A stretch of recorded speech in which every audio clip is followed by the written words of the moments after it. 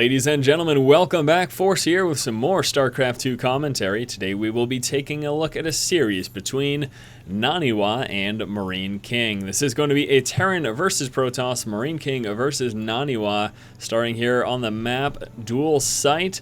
Let's get some recent tournament information here. NaNiwa, our red Protoss player, spawning in the right-hand spawn location, recently took second place at MLG Providence 2011. He also recently took first place at the MLG Global Invitational. This was also in 2011. His opponent over here, our blue Terran player spawning in the left-hand spawn position, is Marine King.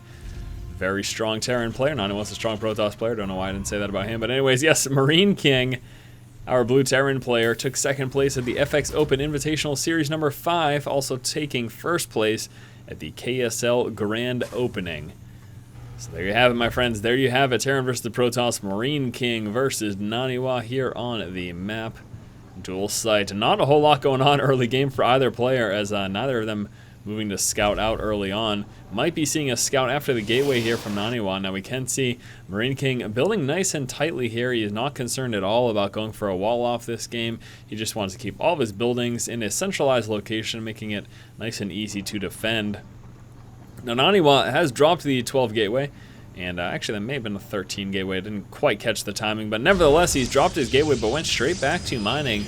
And again, neither player going to bother at all with scouting early on. That is mighty hilarious to me. Now we do see that the Rax is rallied to head right on over here, straight towards NaNiwa's base. So we might be seeing a little bit of early pressure here from some Marines and an SCV. For Marine King, let's see if he decides to move out with this initial SCV or not, or will he go back to mining? He's going back to mining for now at the very least. Gateway up, here comes the Cybernetic score, and this is quite easily the most uneventful opening that I've seen on this map ever. I mean, at the very least, some scouting would be beautiful. Now, you may wonder, well, why aren't they scouting, Force? What do you think? Well, the thing is that, you know, the longer you hold back on scouting, you have that extra worker mining.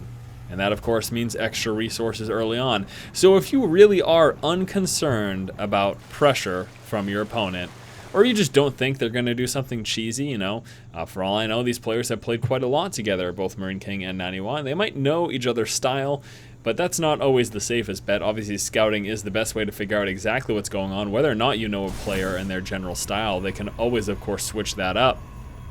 But the biggest thing is the fact that you do get those extra resources if you don't scout early on. And if you do think that you could defend against any possible pressure that your opponent's throwing out, well then it could work for you. I would say though, to most people, if you're listening to this and you are not a Masters or Grandmasters player, scouting is always going to be the better idea early on. Especially since in the lower leagues you tend to deal with a lot more cheese than I would say that you do in the higher leagues. But that is just my opinion. Take it for what it's worth. Now we can see Marine King has opened up with that 1 Rax into expand. He followed that up with 2 more racks and is now also moving into 2 more refineries. So with this, we do expect him to get a tech lab here, maybe a reactor or 2 as well, and start to get some upgrades. That is going to be our assumption here with what he is going with. So Rax heavy with these double refineries. We should expect some bio upgrades from that. We do have a probe scout heading on over here. You can see he's dropping the pylon. Now let's take a look. He does just have this 1 gateway with 2 more gateways coming through. So it will be a 1 gate into expand followed up with a 3 gate. And with that 3 gate, you can actually do a fair amount of early game pressure. You do have that opportunity of doing so. Probe is going to try to move up. He's going to walk right into a wall of Marines that drops him very, very quickly. And wasn't able to escape that, unfortunately enough. That is actually quite unfortunate because he was probably going to plan to place a 2nd proxy pylon. And it looks like he may be doing that aggression, and this is quite far away from that natural expansion, which he will be hitting. So might pull down with another one. If he doesn't, then this aggression is not going to be nearly as effective, and he may just forgo it altogether, to be quite honest with you. Is just Marine heavy early on. We do have that tech lab, and again, there's that research as expected, given the fact that he did go 3 racks into double gas here with that 1 racks into expand. With this Marine heavy build, with this bio heavy build, you are going to expect that type of upgrade there. I mean, why? You know, the thing is, if he's planning to go straight into a factory, he wouldn't necessarily have gotten these 2 additional racks. That's kind of why that assumption is made. All right, Marines moving out here. Also got an SCV joining the fun. A couple Marines chilling back, as well as that Marauder. Looks like he is just going for some map control here. And also hiding his force. Notice what NaNiwa scouts here. He is going to choose to engage as he does have quite a significant force in the center of the map and traps a bunch of Marines. And Marine King takes a hefty loss there in the center of the map without doing much damage. 350 resources lost. Now we do have some reinforcement stalkers coming out. NaNiwa's got a great opportunity to do a lot of damage here to Marine King. We got a couple bunkers getting placed down. Cancels the one as the stalkers force enough pressure on it. This SCV is going to get picked off. Probably going to be forced to cancel this one as well, unless he can engage with stalkers right now. Now he doesn't have stim pack quite yet. Filling up the bunker with Marines, dropping another force field, but Marine King managing to sneak his forces by. Now the Zealots are kind of funneled in there, not nearly as effective as he had hoped to be with that. Gets the second bunker up, starts to get some repair on it, and that is enough to force back the rest of these units here. Great defense by Marine King, although we do still have a couple Zealots working their way up into the main. How many workers have been killed? NaNiwa has managed to kill off 8 workers so far this game. Fairly impressive. Nice SCV surround taking out the last of those Zealots there, and the Stalkers really aren't going to stand a chance against these double bunkers. It's a bit too much. One bunker, he could give it a shot, but double bunkers plus all of these reinforcements, that's going to be enough to force NaNiwa back here. And they are about even, with NaNiwa actually being slightly behind in resources lost there. The biggest advantage to NaNiwa, though, is that he did kill off 10 workers. That is quite significant, especially in the early game here. We will take a quick look at the resources. Marine King slightly ahead in terms of minerals. That is going to be because of those mules. Take a look at the worker count. 28 SCVs as opposed to 41 probes. It goes to show you how effective mules are at boosting up that mineral count there. Back at home here for NaNiwa, Twilight Council is in play, coming out with a robotics as well, and there is the Twilight Council tech going to use with that Dark Shrine, so we will be seeing some DT here from NaNiwa. Not the most standard of follow-ups. A lot of times you'll see Charge Zealot, Archon High Templar, or some Colossus play, but NaNiwa deciding to mix it up and go for High Templar. That can be very effective, but it can also be very risky. If the Terran player has enough orbitals to constantly scan, those DT aren't going to be nearly as effective. And this counterattack here from Marine King doing a pretty hefty amount of damage there. Take a look at how far behind NaNiwa is falling now with this push. Stim pack, very effective. Oh my gosh, is he really going to do this? If he were to drop that Nexus, that would have been hilarious, but he's going to instead get a few worker kills and continue to harass here. Stimming up again. All the units here relatively low on health. They are finally going to be pushed back, but that was a very significant amount of damage. Take a look at that, guys.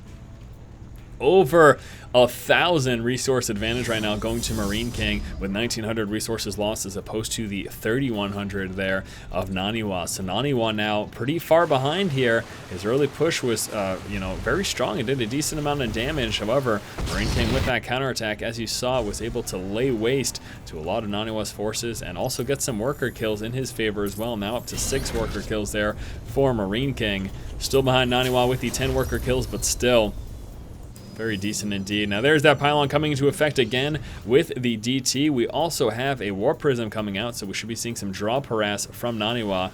We do just have this one DT in play at the moment, and let's see what he is able to do for damage. Enough energy for your scan in just one moment here. He's got the 50, so now he can scan. We got a few worker kills, 4 so far.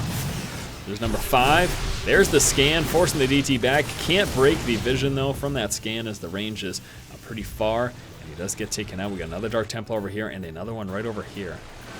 Should we continue moving with this? We'll have those missile turrets though with that cloak detection. Also one placed over here to stop any DT from moving into the main undetected. He's going to try to sneak in now though before that. Oh, there we go. Cuts it off and then moves in. Unable to prevent that one from going up. So we got that moving into the main. That gets scanned and taken out. Ouch. Still have this War Prism harass that is planned here for NaNiwa. NaNiwa so far hasn't done much damage there with this harass. Still pretty far behind Marine King at the moment. We're going to see a few DT, 3 of them in fact. I am surprised that there are no Zealots in the mix though. It's definitely not a bad idea to throw some Zealots into the mix with this type of harass.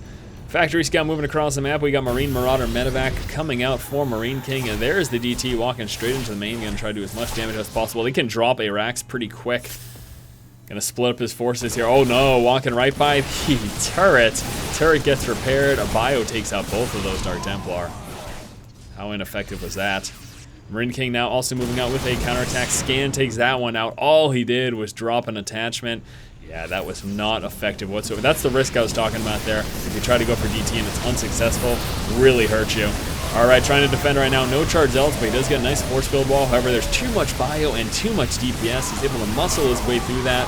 The medevac's helping out tremendously, allowing those units to stay alive a bit longer. Nice lift off there from Marine King.